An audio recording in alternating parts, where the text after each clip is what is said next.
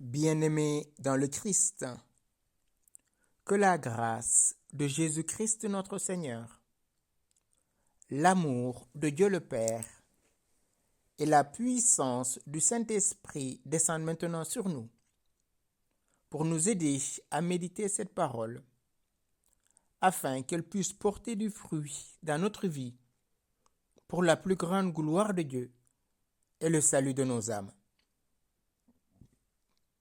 En ce 12e dimanche du temps ordinaire, j'aimerais méditer avec vous l'Évangile de Jésus-Christ selon saint Marc, au chapitre 4, du verset 35 au verset 41.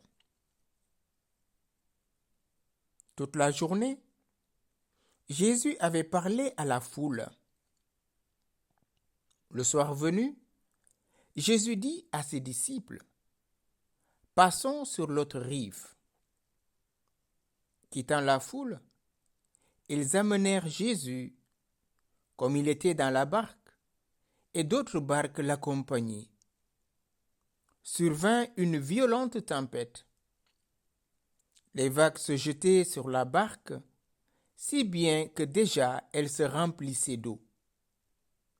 Lui dormait sur le coussin à l'arrière. Les disciples le réveillent et lui disent, « Maître, nous sommes perdus. Cela ne te fait rien? » Réveillé, il menaça le vent et dit à la mer, « Silence, tais-toi. » Le vent tomba et il se fit un grand calme. Jésus leur dit, « Pourquoi êtes-vous si craintifs? N'avez-vous pas encore la foi? » Saisis d'une grande crainte, ils se disaient entre eux, « Qui est-il donc, celui-ci, pour que même le vent et la mer lui obéissent? » Bien-aimé dans le Christ, Jésus a enseigné toute la journée à la foule. Et le soir venu, il demande à ses disciples, « Passons sur l'autre rive. » De quelle rive s'agit-il? C'est-à-dire quitter cette foule et aller dans le silence de la contemplation du Père. Se recueillir et prier, comme Jésus a l'habitude de le faire le soir. Il soustrait ses disciples à la foule, à la mêlée, aux opinions. Quittant la foule, ils amenèrent Jésus. Comme il était dans la barque et d'autres barques l'accompagnaient, survient une violente tempête. Les vagues se jetaient sur la barque, et si bien que déjà elle se remplissait d'eau. Pierre et les autres disciples sont des professionnels de la pêche. En passant sur l'autre rive, voilà survient un élément qui n'était pas prévu. Une violente tempête, au point que même les vagues se jetaient sur la barque, si bien que déjà elle se remplissait. Il y a cette tempête si violente qui menace la barque.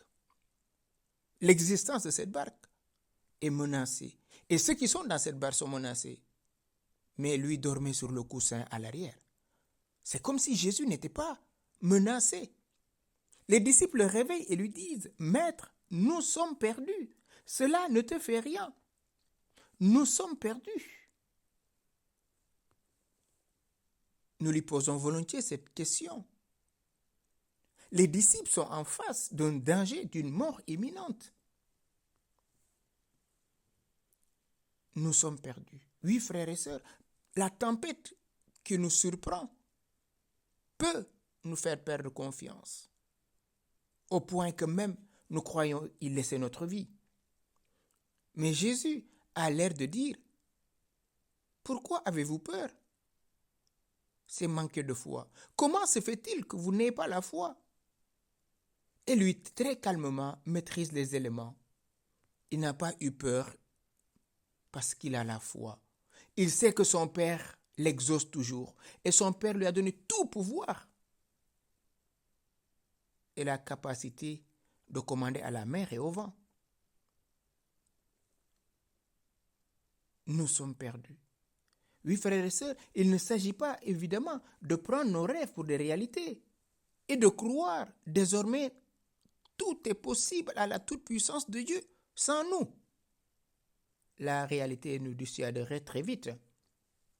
Il s'agit d'avoir la foi, c'est-à-dire de croire en Jésus. Par lui, avec lui et en lui, tout est possible, car rien n'est impossible à Dieu, y compris maîtriser les éléments de la nature, les forces du mal. Maître, nous sommes perdus. Réveillés. Il menaça le vent et dit à la mer, silence tais-toi. On dirait même qu'il exorcise, qu'il fait un exorcisme, silence tais-toi. C'est ce qu'il a dit au démon quand il est entré à la synagogue de Capharnaüm. Je sais que tu es le Saint de Dieu. Et Jésus dit quoi? Silence tais-toi. Le vent tomba et il se fit un grand calme. Oui, Jésus est Dieu. Par lui, tout a été fait. Il a ce pouvoir sur les éléments naturels, sur les forces du mal. Est-ce que nous avons, frères et sœurs, cette confiance? Est-ce que nous avons confiance à la toute-puissance divine? Depuis notre baptême, nous sommes la demeure de la Trinité. Quand le vent souffle fort, quand les tempêtes soufflent dans notre vie, quand la barque de notre existence est menacée, vers qui crions-nous, frères et sœurs? Qui n'a jamais fait l'expérience de la tempête dans sa vie? Des moments de basculement, au point même que notre foi peut vaciller. Le temps du doute, des questionnements, des remises en cause, des murmures, des récriminations ne manquent guère dans notre vie, frères et sœurs. Non seulement pour savoir ce que fait Dieu, mais aussi pour comprendre ce que nous avons fait pour mériter telle ou telle chose, pour que tel ou tel événement s'abatte sur nous. Le seul cri que nous risquons est alors une sorte de complainte. Mais qu'est-ce que j'ai fait au bon Dieu? Qu'est-ce que j'ai fait pour mériter cela? L'évangile d'aujourd'hui nous plonge dans la tempête et dans le même mouvement nous invite à retrouver la confiance, à mettre notre foi en celui qui est mort et ressuscité pour nous. La barque, c'est l'Église. C'est là où se rassemblent tous les baptisés et l'humanité tout entière avec. Et cette barque aujourd'hui est menacée par les calomnies, par les abus, par les indifférences. Jésus interpelle ses amis qui viennent de le réveiller. Pourquoi avoir peur? Comment se fait-il, toi ma sœur, toi mon frère, tu n'as pas encore la foi? Jésus est crucifié, il est mort, il est ressuscité. Au cœur de la tempête que tu traverses, peut-être Jésus dort dans la barque de ton existence, mais il n'est jamais absent, il est là. Peut-être la mort d'un être cher, d'un conjoint, d'un parent, peut-être la maladie d'un être cher, d'un parent, d'un ami, d'un conjoint te perturbe. Peut-être l'avenir de ton couple, de ton mariage, de ta famille est en jeu. Toutes ces formes de tempête doivent te pousser à crier vers celui qui est la solution à toutes choses. Le ressuscité est là, mon frère, ma soeur, au cœur de tes tourments. Il est là et il attend que tu te tournes vers lui, que tu lui donnes l'autorisation d'agir. Le règne de Dieu est plus fort que tout. Pour passer sur l'autre rive, mon frère, ma soeur, il apparaît indispensable de te soustraire à la foule, de te soustraire de tout ce qui te lie encore à ce monde qui passe, pour que tu puisses basculer dans l'éternité bienheureuse. Et pour passer de l'autre rive, frères et sœurs, nous avons besoin de choisir le Christ, le premier servi. Demandons à Jésus de nous aider à traverser, car la traversée est longue. Cette traversée peut aussi être courte, car nous ne sommes pas à la mesure de notre vie. Nous ne pouvons pas mesurer notre vie. La traversée peut rencontrer des zones de turbulence, comme il arrive lors des voyages en avion. Tout bascule avec le cri lancé vers Jésus.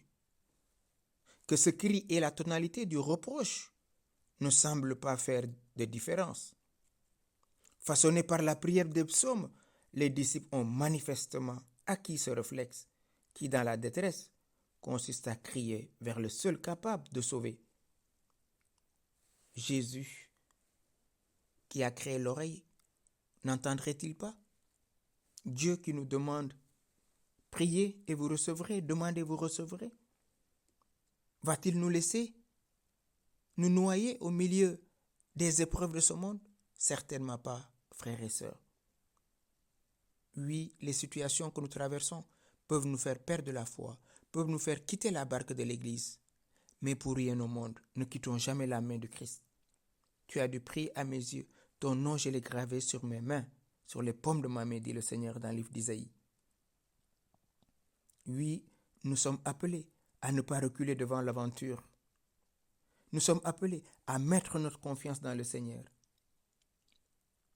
Oser l'aventure, c'est consentir à un espace de solitude avec le Christ. Accepter de quitter la foule, accepter de quitter tout ce qui me connaturalise au péché pour vivre, non plus dans la peur de mourir, mais de vivre en Dieu. Silence, tais-toi.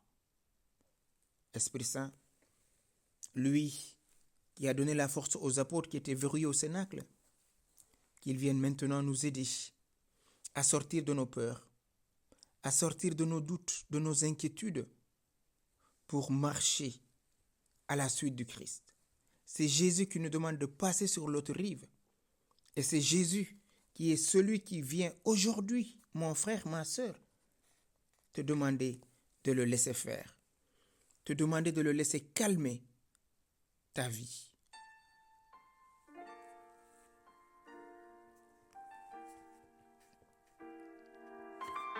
Ô Jésus, j'ai perdu espoir. Le doute m'a envahi. Je me sens seul. Ô Jésus, je crie vers toi.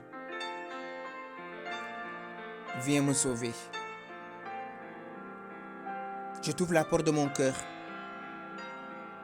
Je te confie tel membre malade de ma famille.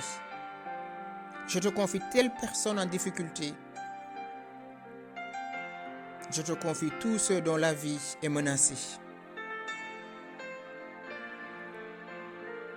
Ô Yeshua, étends la main et viens me sauver. Je te confie tous mes frères et sœurs qui pleurent un être cher. Viens essuyer toutes larmes de leurs yeux, car tu es la résurrection des morts. Je te confie tous mes frères et sœurs dont la vie est bafouée, tous ces couples qui risquent de se séparer.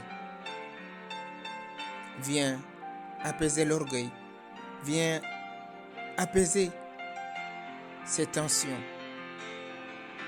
pour tous ces enfants traumatisés, pour tous nos frères et sœurs cloués sur un lit de malade. Ô Yeshua, étends ta main et sauve-nous. Nous crions vers toi et te supplions de nous sauver. Ô Jésus, Fils de David, ayez pitié de moi.